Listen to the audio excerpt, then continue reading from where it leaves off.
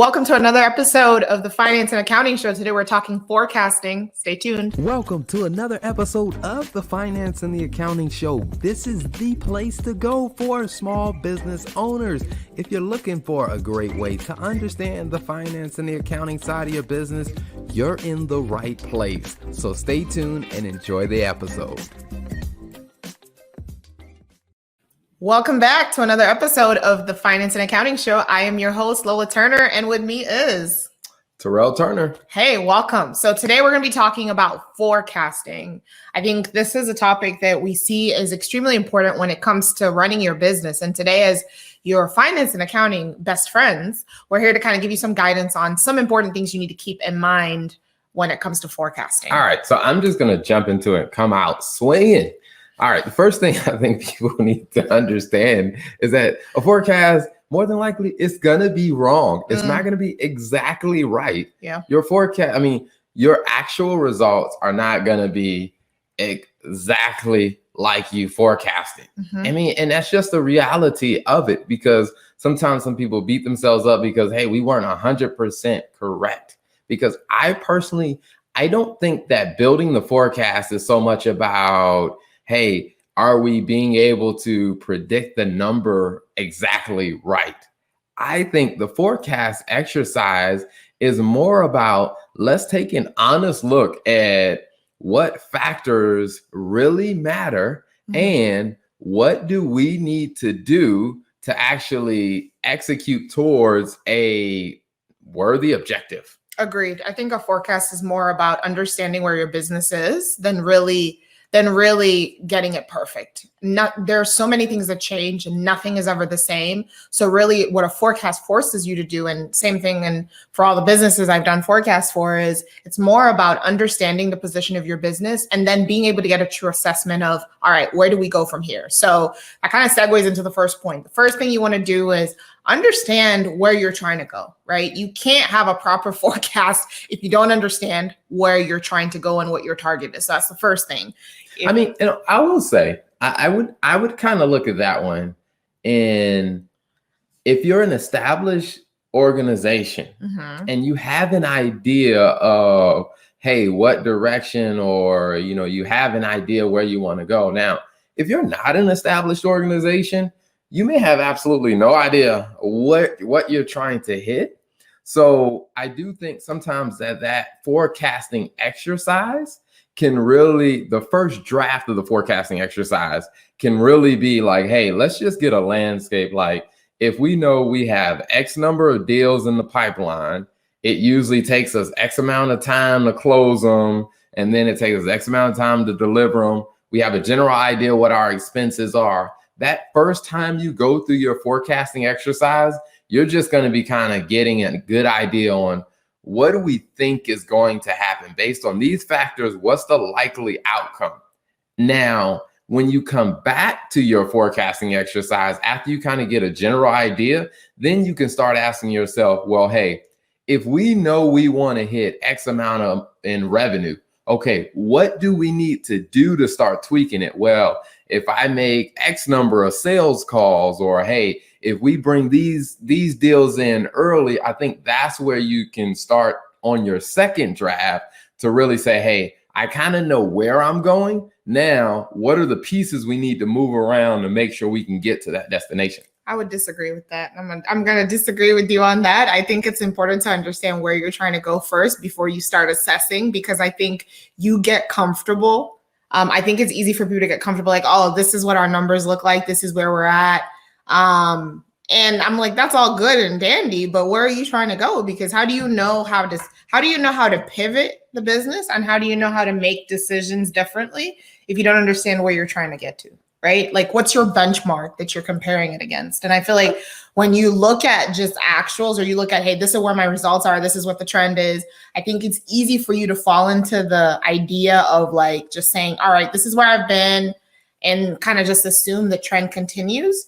Versus if you have something to benchmark against, then you can really assess to say, all right, this isn't, because for example, if you're making $2,000 a month and your expenses are $5,000, like, all right, I get it. Like, okay, this is where we've been, but hey, where does our business need to be And then if you come in with that, then immediately you can tell when you look at your numbers, there's a problem.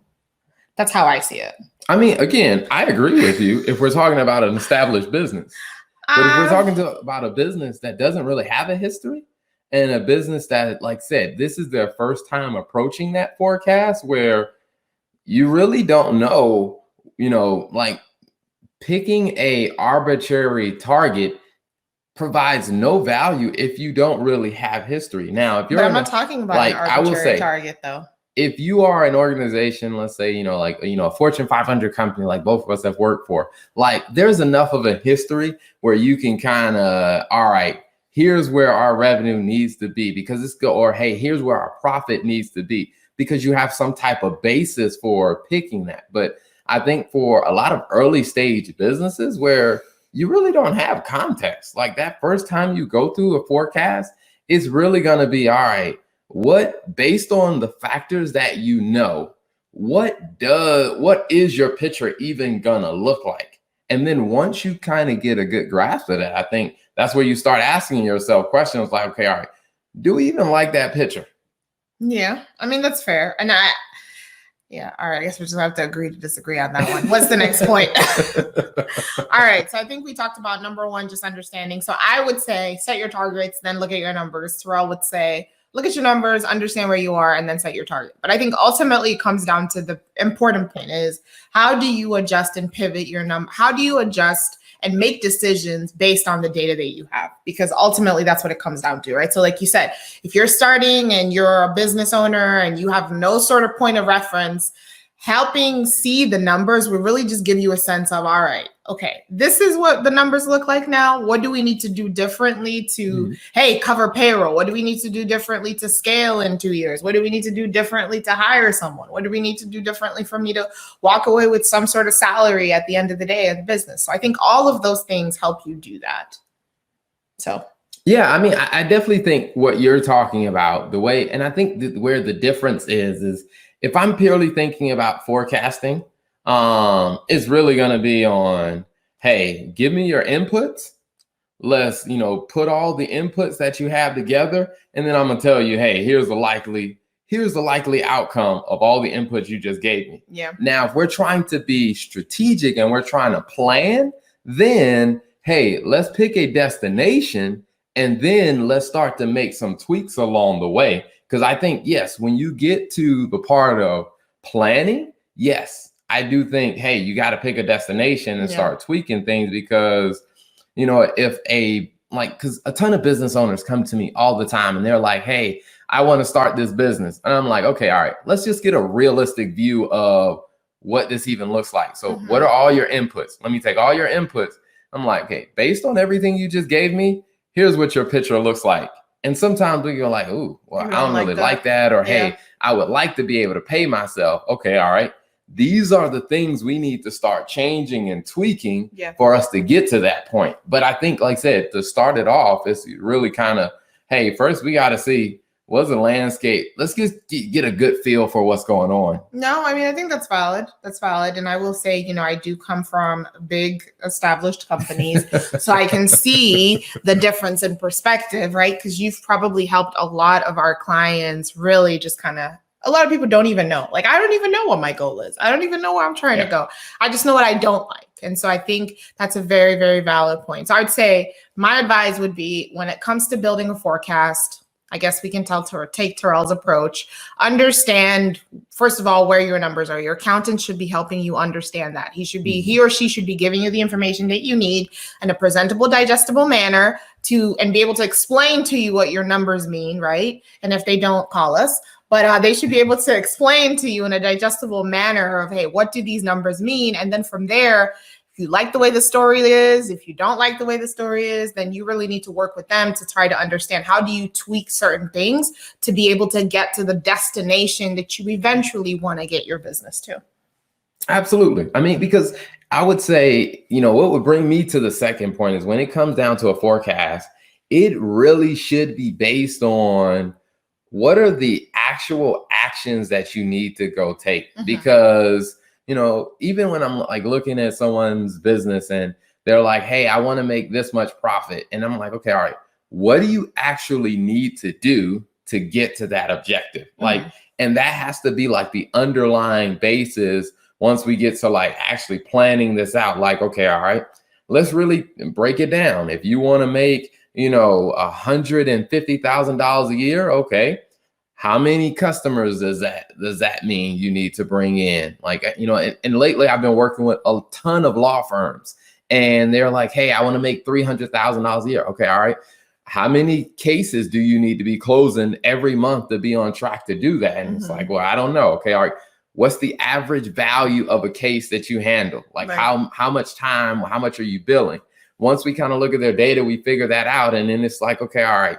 After we kind of backtrack everything, we go and we say, okay, all right, you need to be talking to at least 50 potential clients. You're going to close 50% of those will actually become clients. And then you'll be able to get, let's say, maybe 15 of those cases done in a month. And by looking at your average values, you can see, hey, if I execute that and I already kind of know what my expenses are going to be, then I know I'm on track to hit whatever this target is. But I think that if your forecast is not based in something that stems back to what can you actually do, then you're really just guessing. Exactly. I mean, you're really just throwing out numbers and hoping that things just magically end up there. Exactly. No, fully agree. So being proactive versus I don't even know if it's even considered being reactive in that situation.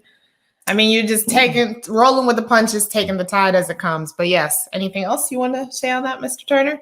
No, I mean, I think that's good.